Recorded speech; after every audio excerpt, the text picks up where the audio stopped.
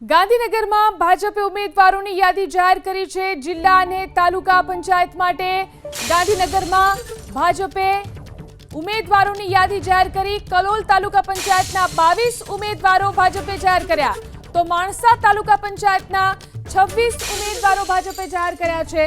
ગાંધીનગર જિલ્લા અને તાલુકા પંચાયતમાં ભાજપે ઉમેદવારોની જાહેરાત કરી। દહેગામ તાલુકા પંચાયતના 28 ઉમેદવારો ભાજપે જાહેર કર્યા।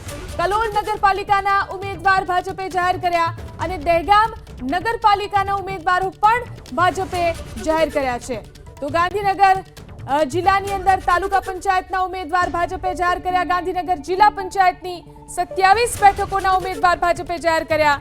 કલોલ તાલુકા પંચાયતના 22 ઉમેદવારો પણ ભાજપે જાહેર કર્યા છે।